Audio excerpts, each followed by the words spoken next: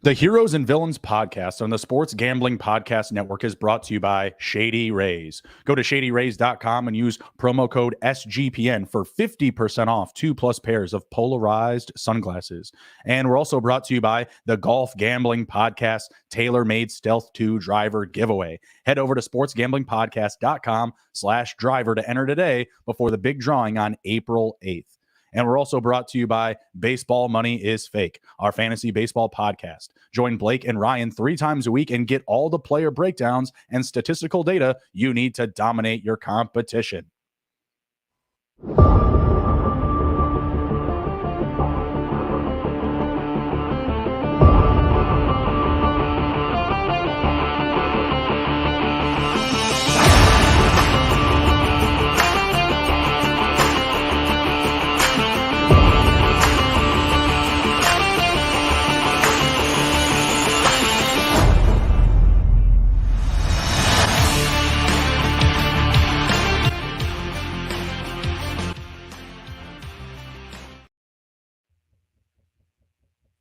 And welcome in to the Heroes and Villains podcast presented by the Sports Gambling Podcast Network. I am your host, Justin Bruni. Joining me, as always, is Mr. Andrew TD King Rob. How we doing, sir? Great, man. Happy to be here. Happy to talk a little fantasy, best ball, ADPs, get some fantasy heroes, ones that we like. So I think it's going to be a good episode. Yeah, absolutely. Your bosses must love you at work at the day job. Like, hey, happy to be here, buddy. Just another day, another dollar. Getting in. I can't say I'm as excited to go to that job as I am to this job, but got to put on a happy face. Yeah, I feel like you bring the pep. I don't know. I feel like I could work across from a cubicle across from you. That is, anyways. Oh, thanks, man. Yeah, I appreciate that. What's up, guys? We got J Mark up in the chat. What's up, buddy? What's up? Just hanging out. Thursday night, we're going to be talking some ADP heroes in fantasy football on Underdog. If you're not on Underdog, be sure to go check them out. You can use promo code SGPN to sign up and get a 100% deposit match up to $100. We're going to dive right into the conversation, though, here. Andrew, who is your top ADP hero? Who is an absolute steal at their ADP right now on Underdog? Anyone particular that you're targeting at a high rate? Well, I have a bunch. I don't think one really sticks out. I like all these guys, but let's just start with somebody that everyone knows. It's DK Metcalf for me. He's currently wide receiver 15 on Underdog, wide receiver 18 listed on Fantasy Pros, and then I did pull up, Establish the Run. Shout out to Establish the Run. They're always, as Adam Levitan says, always grinding their cocks off. So I like to look at their stuff because they are obviously deep diving in here as well. And they currently have him positional, a wide receiver 12. Their total rank is 27. I think Metcalf, I read a stat and I was looking a lot into players that get heavily involved in the red zone. DK Metcalf was one of the leaders in the NFL in red zone targets. I think where he's currently going is friendly ADP. He's pretty easy to stack with Geno Smith. If you want to get the full team stack of him and Lockett, it's very doable. So he's definitely a fantasy hero for me because of those reasons. But also, I mean, DK Metcalf is just a monster of a human, right? Like this dude's hard to cover because he's massive. He coming into the league, people always said that he didn't have a good route tree, but ever since he came into the league, I can't really tell you that, that's the case. I mean, he's very good at what he does. He's extremely fast. I mean, we all saw him run down Buda Baker a couple years back, right? So this dude's hella fast, very good, good hands. And, he's clearly the guy on the team and he's going to get his targets. And I do really love the red zone targets though for DK Metcalf. That's one of the main reasons why I like him where he's going. Oh, the touchdown upside is absolutely there. Big body target in the red zone. And the team looks like they're going to, continue to pass, more and often. Like Kenneth Gainwell, like Tyler Lockett, that build is absolutely amazing and also not very difficult to do. You can attack Metcalf and Kenneth Walker early, still back that up with Lockett and Geno Smith with later ADP. He is definitely a receiver that I'm comfortable with starting my team out as my first wide receiver drafted. So if I do go hero RB, and then, maybe wait a while to take another running back, he is definitely someone that I'm comfortable with, starting off my my wide receiver room. In the super flex format, do you have anything that would deter you away from him? I feel like you're only going to get him at better value in that spot, in that opportunity. Right. I mean, obviously, if nobody's went into Underdog and done their super flex, best ball draft shit, I mean, obviously, all the quarterbacks get pushed up. So, Mhm. you kind of got to take into consideration that these guys, when you're drafting them, they're about 2 rounds normally behind where they usually get picked. Right. Except for like the top guys, obviously, they fall back into the second round. But Mhm. yeah, so I mean, I love where he's going. Again, he's easy to stack, and I mean, yeah, he's just overall great player, and I like him around the other guys that he's going due to the fact of I do think he's going to get probably more red zone targets than the 3 or 4 wide receivers that are going around him. Yeah. No, I agree with everything you're saying here. I have him like right at where he's going. So he is wide receiver 15 on Underdog. I also have him right at wide receiver 15. So I'm very comfortable taking him where he's going, but I haven't moved him up or lowered him based on his ranking. He's just kind of like even keel for me right there. And I think it's a good situation. He's not someone that's going to demand a high target volume. He's not going to have a lot of catches, but he's a field stretcher and he's going to have those big weeks. Field stretchers have big weeks in the NFL, multi-touchdown type of games, big yardage type of games. He's definitely a great best ball asset for sure. Before we move forward, why don't we pay one quick bill and we'll get into our next ADP hero.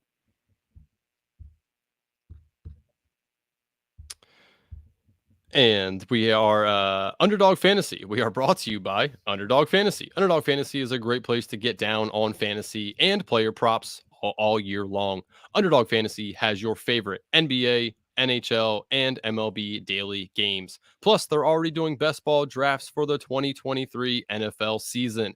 Head over to underdogfantasy.com and use promo code SGPN for a 100% deposit bonus up to $100. That's underdogfantasy.com, promo code SGPN.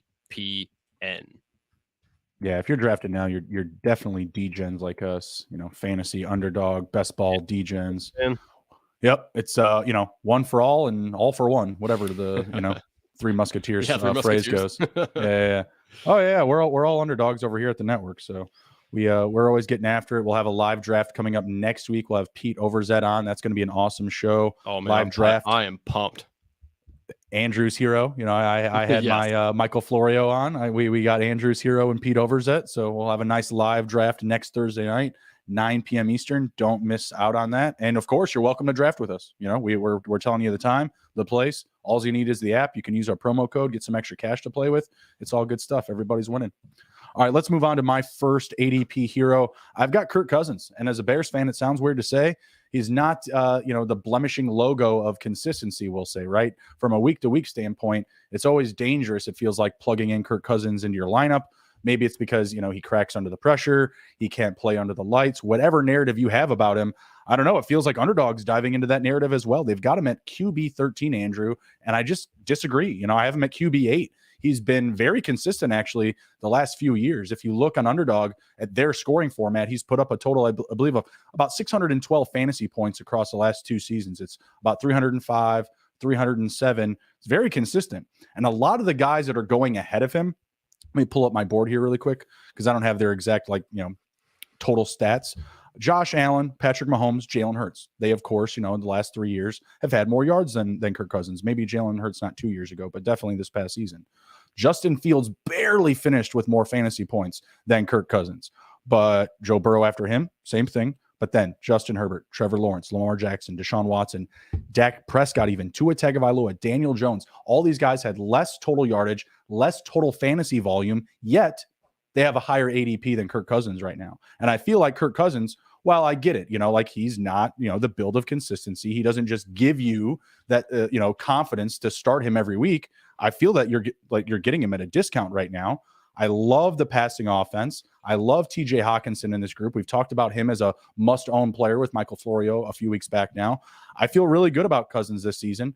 Kevin O'Connell's going to want to continue to push the ball down the field. That's been the MO since he's come in this past season. So I'm liking the situation quite a bit this season. Do you have any argument here? No, not really. I mean, as a man who watched Kirk Cousins a lot in Washington, I always liked Kirk Cousins. He has a little bit of a chip on his shoulder. We all know that you like that, little video after he came back and won. So I like Kirk Cousins. Established Run has him listed as QB 13, so that's right on par there. I like Kirk Cousins because again, it's another guy that you can stack decently easy. You can miss out on Justin Jefferson if you're not the Mhm. 1 or 2, right? So you can miss out on that, but you can easily get Hawkinson. If you target him. KJ Osborne's there. I think that he takes a big step up for them as well, and I've started to looking into running backs a little bit more as well, and I Mhm. found that Dalvin Cook actually has not been very good. I think we all think he's good because of the name and because of what he's done. But last year, he ranked well outside the top 24. When it comes to like efficiency, so he's kind of lacking a little bit, and they brought back Alexander Madison on a 2-year deal, so it's not like they brought in somebody else that's going to be lights out for them. So I don't Mhm. think they're going to change their mo and run more than they have. So I think that obviously is good for Kirk Cousins. So I have no argument there. I haven't really drafted him a whole lot because I usually miss out Mhm. on JJ, and then I start going different directions on that. But I don't really have an argument against Kirk Cousins at QB 13. No, the value is there, and like I said, I'm taking him at QB8, so I'm moving him up if I can. I'm not saying you want to do that in every situation. Of course, if you have other players drafted, you want to continue to build up your stacks. Even in a super flex format, I have been able to take Justin Jefferson first and follow up in round 2 with Kirk Cousins. I don't know. I mean, I know there are other stacks that can compete with that. If you get a Mahomes and a Kelsey, or maybe an Allen and a Diggs, I get that it can compete, but I felt really good about that on my very first swing on the super flex format. Being just because I didn't feel like anyone was going to let me do it. You shouldn't. Yep. Not with the wide receiver 1. And when you're trying to get sneaky and not take a QB in round 1, that can be dangerous in that super flex format. Yeah, and I do want to say something before we move on. For anybody who's drafting now or even later, when you look at these rankings, when players are going, like let's say, we'll use your Kirk Cousins example, right? You have him as Mhm. QB8 and he's listed Mhm. as like QB 13, right? That doesn't mean you have to draft him as the 8th quarterback. That's how you have it No. ranked. And you don't have to like pick him 2 rounds Mhm. ahead because that's where he's, you feel that he should go. You need to understand that these players, just because you have them ranked higher, doesn't mean you need to draft them that high. You can play the board and figure, okay, I have this guy, I want to target this guy, and I know I can probably get him around later. There's no need to take him ahead of time. So just that's a fantasy a tip there for everybody. Make sure you understand rankings versus where they're actually going and how you can play the board. The star. Yes. It's the star button. That's what you need to be looking at. All right. Yeah, we tell you like, hey, this guy, he's a value. You can take him 5 spots earlier. You shouldn't. You should wait. You should get the value. But Exactly. if you see everyone racing to that position that you're targeting at value, and you have that name coming up the board pretty quickly, maybe you do need to take him around earlier. Maybe it even has to be round 2. It's not necessarily something you want to force yourself into. But if you like a guy, you don't need to feel like, oh, I have to take him at his ADP. You can move guys up. I've moved Deontay Johnson up to early round 5. That's ridiculous right now because you can get him as close as to round 7. And you know what? Let's just segue right into him because I know he's a name that we've talked about quite a bit. He's a drum we're banging and we're not stopping. I've got him at wide receiver, or I'm sorry, Underdog has him at wide receiver 39.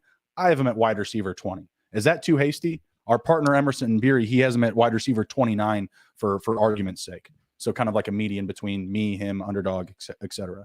Yeah, no, I think that I'm probably closer to you than consensus on him. Obviously, again, we always talk about this. How many targets he got last year and no touchdowns, right? I don't Yeah. think that that's going to happen again. I do think he will get probably similar target share.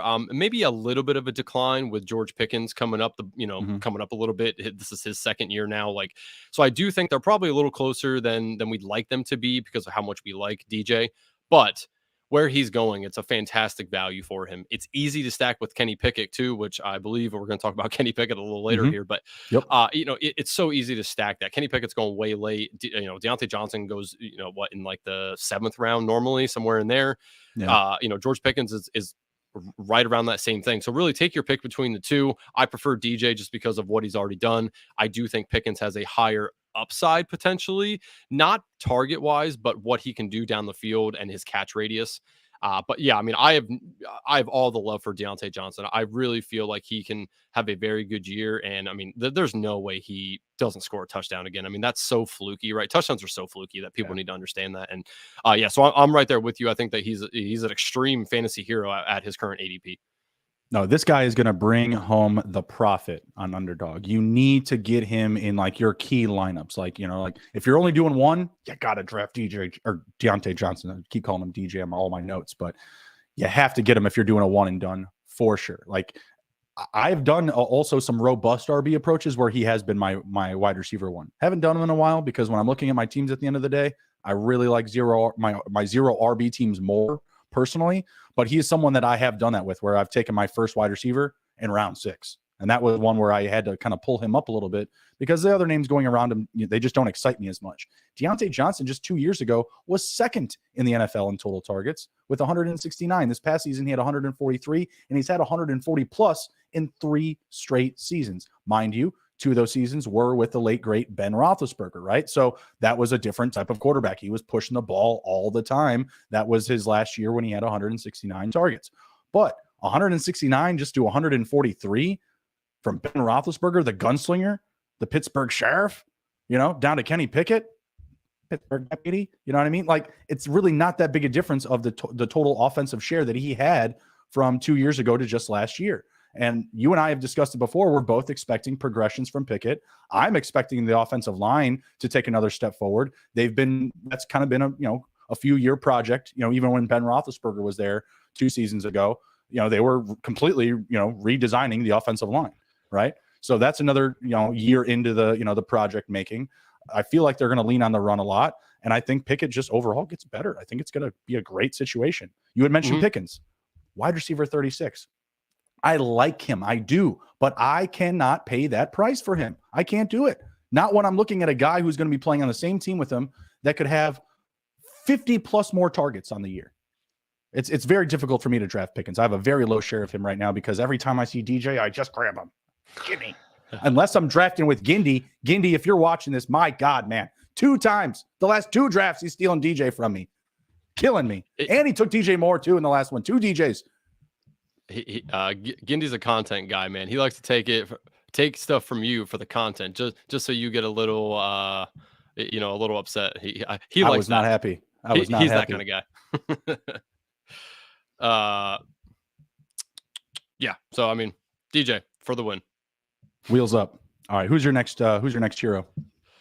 So let's pivot over to a team that didn't really throw the ball a ton, but I do expect them to have a little bit of an uptick this year, and that's the Atlanta Falcons. It's Drake London. If first off, let's just start by looking at their current depth chart. So they got Drake London, and then they have Matt Collins, which let's give Matt Collins some due. He did well in Las Vegas. Okay. But then Scotty Miller, he's okay. Frank Darby. And then we won't even get into the rest of these guys, right? Like that. I'm surprised you went as far as Frank Darby, to be honest. Like, he ain't Braxton Berrios, buddy. Berrios ain't walking through that door.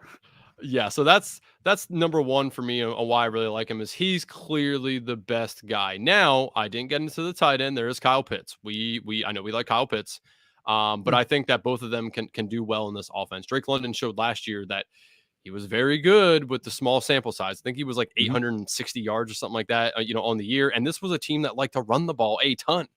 So, I mean, if that's the case, if they even have an uptick a little bit in their passing game, I mean, the sky's the limits for this guy. I mean, he's going to clearly be the number one wide receiver target. I don't want to say he's the number one target because they might really try to work in Pitts a little more after the disaster of a season he had last year. So I don't want to say that, but I mean, even if he is the second in targets on the team, I still think he can produce very well. He's currently going wide receiver 29 on Fantasy Pros, 24 on Underdog. I like him a lot. I liked him coming in as a draft prospect. I still like him. I do think Desmond Ridder is a little underrated, actually. I mean, he at the end of the last year, he was performing decently well, and I think that he can take a step forward as well. And if he does, again, that's going to really help Drake London. So Drake London, fantasy hero for me, good value. I like where he's going. Again, easy to stack if you do want to take the in best ball anyway. I doubt Desmond Ridder is going to be drafted in a lot of redraft leagues, but for best ball, very, very easy to stack him with the rest of the team. And honestly, you don't have to worry about too many people stealing targets from him outside of Pitts. I mean, that's kind of like one of the best things I like about him. Are you worried they might draft a receiver at pick 8? I do. Obviously, Mhm. we're doing the show now, which is why he's on here. Right. This is everything we talk about. Everyone needs to know that this is Mhm. subject to change, right? If they draft somebody, and especially one of these good wide receivers, then I'm probably gonna pull the reins back a little bit on Drake London. But if that doesn't happen, man, he has so much upside, and he has the playmaking ability as well is so Mhm. good for him. He's a very good route runner. So I do feel that if they do again, if they draft somebody, then it's going to be a little different. But if not, man, sky's the limit. Yeah. I don't know if it's likely that Quentin Johnston would go that high at number 8, but him with Pitts and Drake London, that sounds like a mess. That sounds like a problem for people. Mm-hmm. I don't know if Jackson Smith and Jigba would fit well with Drake London. I feel like they do a lot of similar things. Yeah, and again, I don't think he's I going mean, to they're go that high. good. It's always good to have good receivers, right? But Mm-hmm. when they both can do the same things or both have similar competencies, it feels kind of tough. And I feel like that would be a big upgrade from not a big upgrade from Calvin Ridley, but a big size upgrade. Like when Yeah. again we were talking about big targets in the red zone, DK Metcalf. If you got a guy like Johnson and Kyle Pitts down there, that's going to be a tough situation to deal with. Yep. Plus, maybe a power runner in Tyler Algier. They could really turn things around. I'd like to see it. Mm-hmm. We got Ben Haskell back in the chat. Says he's coming in to hang out a little bit. He's looking for the live draft. That's next week. Yep. Next Thursday, be here. Yeah, we're gonna have Pete Overzet on. If you have a best ball pulse, you should know who that is. So Yes. it'll If be you a lot don't know of who fun. Pete Overzet is, just go on the YouTubes here and type in Pete Overzet and just enjoy. The YouTubes. Very very comical guy and love his best ball drafts. Where was it, Jesse? On the YouTubes? Was it a DVD, a VHS? What was it, Jesse? Gemstones. Get to it, guys. Yeah. HBO. Great show. It's not TV. It's HBO. All right, back into the conversation here. Actually, before we do, let's hit a quick word from one of our sponsors. We are brought to you by the Golf Gambling Podcast and their tailor-made driver contest. The contest is completely free to enter, and you have a chance to win an awesome tailor-made driver. The drawing will take place on Sunday, April 8th, so make sure to get in by going to sportsgamblingpodcast.com/driver. That's sportsgamblingpodcast.com/driver. All right, and we're back in it here. I'm going to bring up my next ADP hero. I've got Samaje P. I also have him written down here, so I'm so glad that we're about to talk about him. Smash P. Ryan. So he's coming off the board as RB38. I have him at RB31. Not a big, difference there, but that's a good chunk of running backs that I am going to take behind Samaje P. Ryan. I mean, the sentiment that I'm getting right now is that he could legitimately lead in carries and touches from the running back position with the Denver Broncos this year. Now, obviously, you need some dominoes to fall, and one of those might be an injury or re-injury to Javonte Williams. Don't want that to happen. I'm knocking on wood right now just for that. I don't want to see injuries happen. However, even if Williams comes back in an appropriate timeline, he gets there early, week 1, early weeks of the season, whatever it is, it doesn't feel like he's going to be a bell cow back. It doesn't feel like he's going to be taking the majority of the touches. It feels like at best, he's probably 60-40, but realistically, it feels like it's going to be a 50-50 type of scenario here as far as the split. Mind you, again, we're talking early April here. They could draft another running back, but I just feel like in Sean Payton's offense, this is a guy that loves to run the ball. The last 5 seasons with the Saints, he had 3 seasons in top 5 rushing attempts, right, in the league. So he likes to run the ball. It's definitely a part of his package. And I feel like the acquisition of Samaje P. Ryan just only indicates that he is going to get that usage. They're not bringing him in to just play second fiddle to Javonte Williams and a rookie. He's going to come in and he's going to have a role. And he feels like an every down type of back. I mean, when he was given the opportunity 2 out of the 3 weeks that he was a feature starter for the Bengals, he was a top 5 running back. And the other week, he was top 10. He was number 10. So just barely made it. But still, he's a guy that feels like he can play on every down. He can pass block. He can catch. He's got a lot in his tool chest here. And again, the value is just super, super good this late in the draft.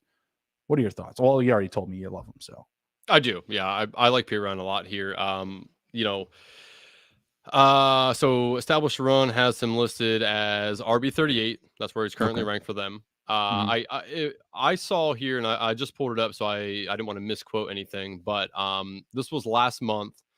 Although Broncos GM George Patton said that third-year running back is on track to be ready for the regular season, Matthew Berry heard the opposite at the NFL scouting combine, and this is what he said. So Matthew Berry said, "I was told he is currently a lot more hurt than the team is letting on publicly, and someone had said that there is potential that he could actually miss a great portion or all of next season." Now, do I fully believe that he's going to miss all of next season? Not really. His injury was definitely really bad. It was he tore multiple things. Like it was not good. So I don't think he's going to start the year, but I don't think he's going to miss all of it. But could I see him missing at least half of it? Yeah, that's a possibility. I mean, this is a guy that they drafted and they really liked. There's really not a huge reason for them to make him get back on the field before he's ready. I mean, look what happened with J.K. Dobbins last year, right? He got back on the field, just didn't look right, right? And people were banging that drum for him. Oh, he's going to be ready. Week 1, no problem. He's going to be ready. Like, nope.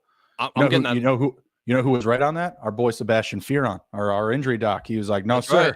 No, sir. Don't test fate. It's going to happen." We should have him on a show here to talk about some of these injuries, including Javonte Williams, right? But anyway, so I just Piron's a guy that could start the year. I mean, he's going well outside the top 24, as we mentioned, right? So he's a guy who could start the year for you. He's a guy that could potentially play at least half the year as a starting running back, if not more.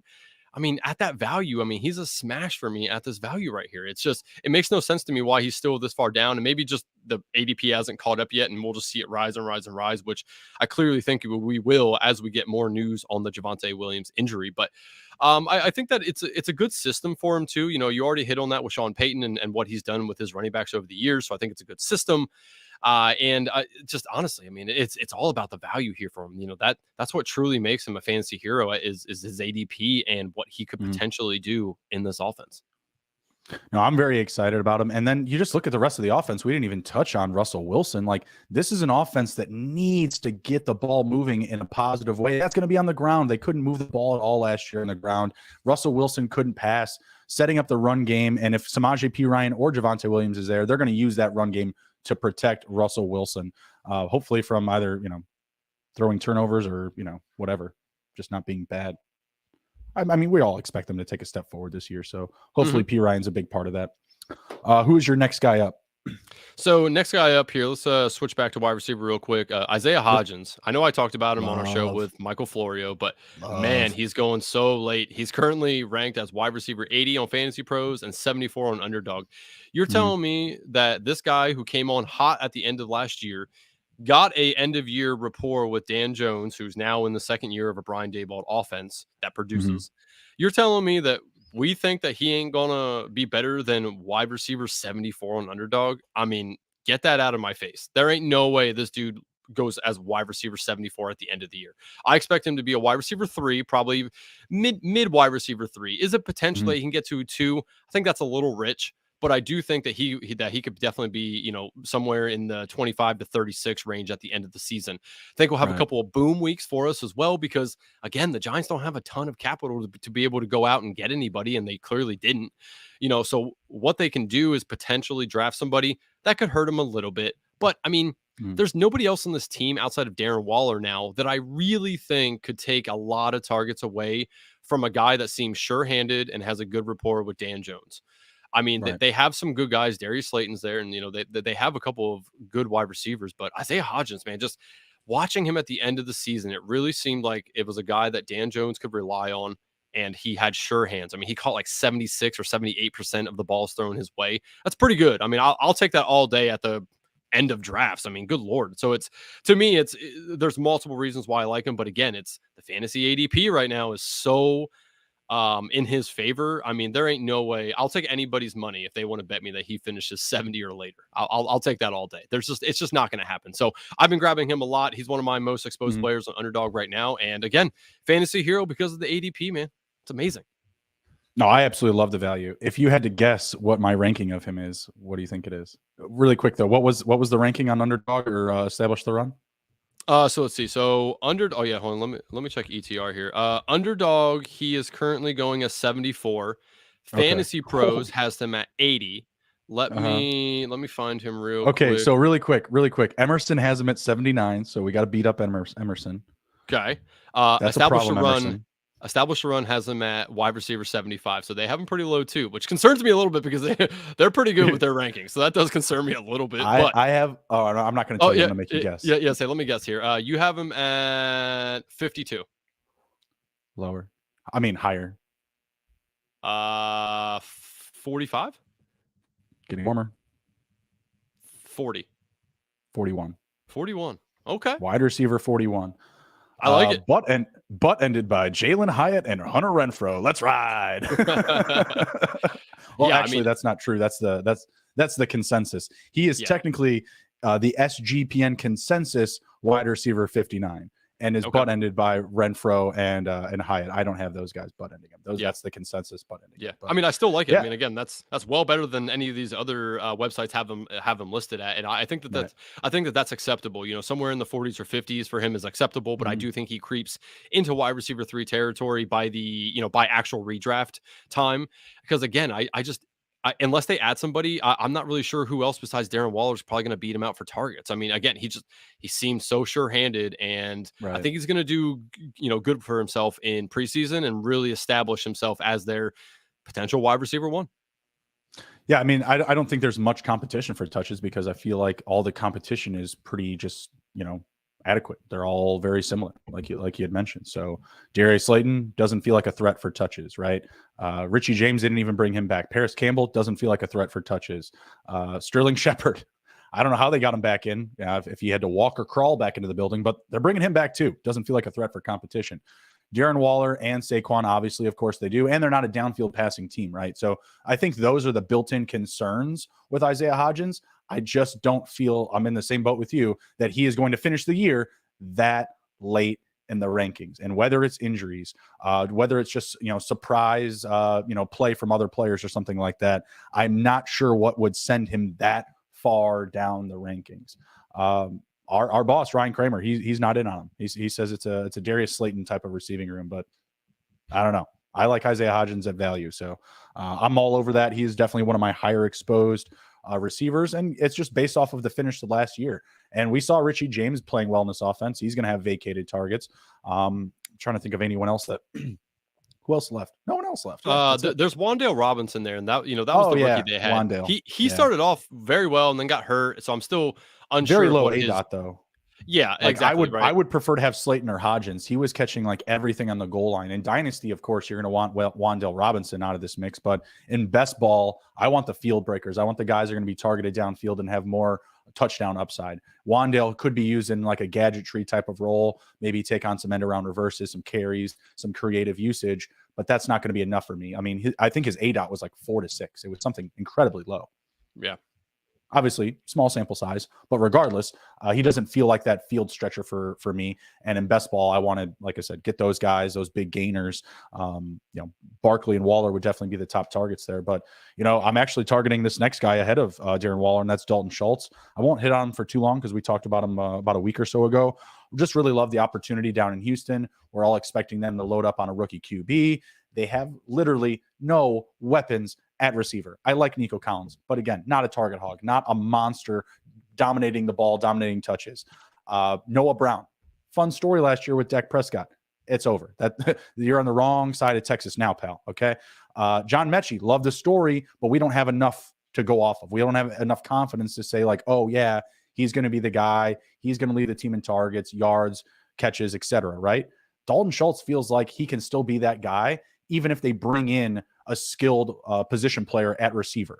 Like even if they draft like a Jackson Smith or Quentin Johnson, it still feels like with a rookie QB, he's going to be more lenient and dependent on that safety valve of a hybrid, tight end slot receiver, essentially, Dalton Schultz, right? Not a big guy, not going to bully anyone on the opposing defensive line, not really set up for for blocking. They're going to want to run a lot, so he's going to have those duties. But I imagine if they still have a guy like Brevin Jordan, he's going to be on the field for pass blocking duties and things like that. And you'll probably see Dalton Schultz used at some points as just a legit receiver. You may see him line up outside. You may just see him straight up in the slot. So I feel like he's going to be in a good situation. Could easily clear 120 plus targets. I have him as my tight end. Was it 8? He's going off the board at tight end 11. I don't think that's crazy. I think that's pretty similar still. Yeah, I'm not a So I like Dalton Schultz, right? I just not huge on him. ETR does him again. They have him ranked at tight end 11 as well, so they obviously think he can finish as a tight end 1. I think it's in the realm of possibility. What I do like for him is the scheme. Coming over from Kyle Shanahan tree here, right? The D'Amico Ryans and. Right. Obviously they use the tight end over there pretty well. Now it's a little different. George Kittle is a different animal than Dalton Schultz is, so take that with a grain of salt. But I also like that, you mentioned that we believe that they're going to load up on a rookie QB, and rookie QBs tend to lean on the tight end. So there's things to like about him. I am worried that they are going to run the ball more than they did last year with Lovie Smith. So not saying that takes away from him, but I do worry about how many pass attempts this team's actually going to have. Now, the other side of that is they're probably still going to not win a whole lot of games. They're probably going to be behind in a majority of their games, and that usually leans on passing the ball. So I do think it sets it up for him. I'm not a huge Dalton Schultz guy. It's not somebody I'm going to shy away from. It's not somebody I'm targeting. If he's there and I need a tight end and I think it's an appropriate time for him, that's completely fine, right? He's going at about 117th overall, and I think that's fine. It's not a guy that's going to kill you, and we obviously know, the saying is great or late with tight ends. Either draft one of the great guys or just wait, right? I think that he probably starts that tier of, okay, I've waited long enough. I can grab one of these guys now. So I think it's completely fine. He's not going to be somebody I have a huge exposure on. But again, like if I feel like I can, and again, he's easy to stack. I mean, once we figure out who the quarterback actually is, it's going to be easy to stack the Texans team. I mean, they're not going very, highly ranked. So not going anywhere. Yeah, you get Damian Pierce in like round 7. Yeah, I mean, and Nico Collins, John Mechie, and all those guys, they're going way late too. So it's easy to stack the team. But yeah, I think Dalton Schultz, it's an appropriate spot for him. He's just not somebody I super overly love. No, I get that. I mean, he's not in a flashy situation. He doesn't have a great QB. We don't even know who the quarterback's going to be yet. But all of the targets around him in that offense, he feels like he's going to be a star. Like, well, maybe I shouldn't use that term so loosely, but I feel like he's going to be a big priority in the offense. And I didn't even mention the game flow type of aspect. You brought up a great point there. Like him playing from behind on this team, how can he not just walk into 7 to 8 targets a game? Yeah, especially if they don't add anybody. If they don't add anybody to this core, yeah, I think that's definitely in his possibilities. He could definitely have 100 targets throughout the year. That's in his wheelhouse if they don't add anybody. Let's play a quick game since this is the first guy we actually kind of, I don't want to say disagreed on. I'm just not overly in love with him. Let's play a game. I'm going to give you the 4 guys going around him. So the 2 guys being drafted in front of him and the 2 guys behind him. You let me know if there's anybody that you like a lot more than him, a little bit more, or not at all. Okay, So again, he's going as tight end 11. So we're going to start at tight end 9, who is currently Evan Ingram. Do you like him more than Evan Ingram, the same, or less? I believe I have Evan Ingram higher. Evan Ingram is at tight end 6, so more, because I love that passing offense. There's a priority to move the ball downfield in that offense. Yep, gotcha. Okay, good. So David Njoku is the next guy. That's 1 in front of him. I believe I have him behind. So I have David Njoku 2 behind, and that's just because I want to get more info on the Cleveland offense. I do think that they're going to add another playmaker at receiver or potentially even running back, and it may come closer to week 1, may feel a little bit more overcrowded. From an athleticism standpoint, Njoku's got this down, like hands down. I just feel Dalton Schultz's role may be more heightened and more of a priority than Njoku's will in his offense. Yep, no, I respect that. So 1 behind him, Dawson Knox. Yeah, I know I have Knox behind him. How far though? Where's Knox? I think I've Knox down a bit. Where is he? I have him at 17. Emerson has him at 15. So we're both low on Dawson Knox. Okay. And the last one here is Chig Okonkwo. Did I have him at 14? So a little bit later. Where are you at, Chig? I think I have him at 14, so also behind. Okay. Yeah, so those are some of the guys, when I look at some of these guys, I'm like unsure of. I'll do this little exercise, right? I'll go around and be like, do I like him more than these guys and this guy and this guy? And kind of that helps me to figure out, because a lot of these guys go in the realm that he's going to go within, a round or 2. So I always like to do that. So I was just curious. But it's funny, Chig Okonkwo, that's another guy that kind of reminds me of Dalton Schultz for the scenario anyway of not a ton of talent on the team, can potentially get a decent workload and is on a team that's probably going to be behind in a decent amount of games. So, and they both have good running backs. So it's just, that's a guy that reminds me a lot of Dalton Schultz. Yeah, absolutely. I mean, I like Traylon Burks, the idea of him, but I'm not at his ADP. He's going like way too high. All right, we have time for one more. You want to dive into your last pick? Sure. What do you want to talk about? A quarterback or a tight end? I got one each. Ooh, what quarterback you got? Let's go with QB. Quarterback is Kenny Pickett. Kenny Pickett currently going. Yeah, Kenny. He's currently going quarterback 22 on Fantasy Pros and 26 on Underdog. This is a guy that I just am getting a ton of in Underdog right now. And that's just because, we love Deontay Johnson, right? I've had a lot of Deontay Johnson. It's easy to stack Pickens with him. It's easy to stack Pickens with almost the entire team if you really want to. I think Pickens, I don't say he got a bad rap last year, but he didn't, let's be honest, he didn't perform great, right? He didn't use his legs as much as I would like him to. And, he didn't score a lot of touchdowns, didn't have a ton of yards. He looked timid. I mean, he looked timid. He didn't look confident. Yeah. Yep. I think Tomlinson also saw that, right? And they're going to work on that this year. I think that they're going to allow the playbook to be opened up a little bit more for him. This is his year 2 in the NFL. A lot of times quarterbacks tend to do, take a little bit of a step forward. And again, for me, the reason he's a hero is it's all about the ADP for me, right? The ADP is so friendly right now. You can get him way late in drafts. He's a guy that is on a team that, depending on what happens with Lamar Jackson here, they could potentially bid for the division, right? They could win this division, and this team's never out. I mean, did they finish last year 9-8? Yeah, I think yes. Yeah. That's crazy. That's crazy. I think they did. I'm pretty sure they did. Yeah, because we were all banking on Tomlin having a losing season or less than 500 and turn it out a winning season. So, there's a couple things that could break right for him. And if that happens, I think that he could creep himself into top 15. If that's the case, I mean, he's going 9 spots later than that, or 11 spots later than that right now at the position. And I think it's just a very good value. Now, do I think he's going to stay here all offseason? I don't. I do think he's going to jump a couple of these guys in front of him. But again, I mean, the upside's there with 2 very good wide receivers. Pat Freiermuth, shout out Penn State, good tight end.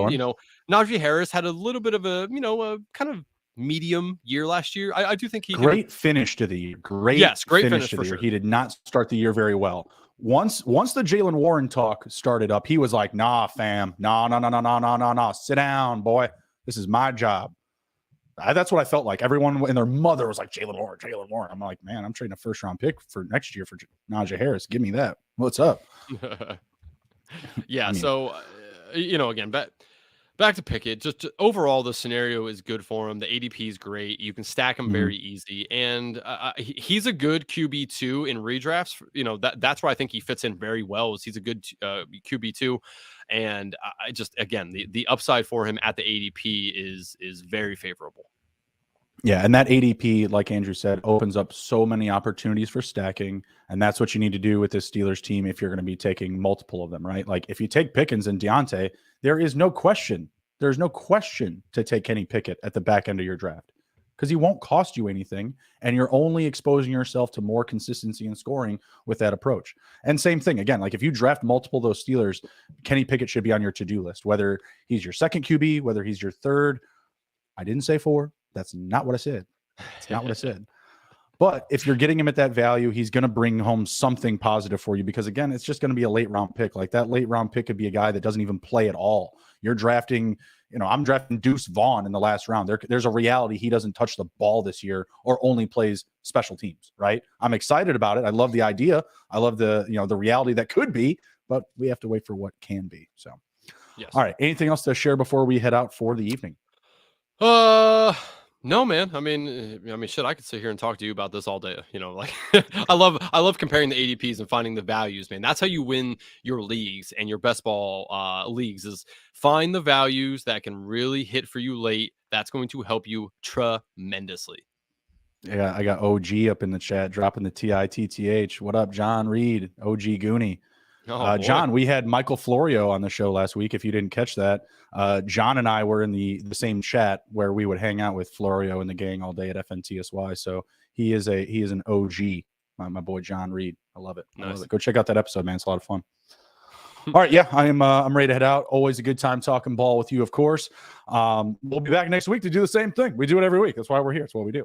Next week we'll be talking villains. We're talking about our do not draft list, guys that we are not drafting at their ADP or whatsoever on Underdog Best Ball. If you haven't been on Underdog, be sure to go over there. You can use promo code SGPN. You'll get 100% deposit match up to $100. It's all good stuff.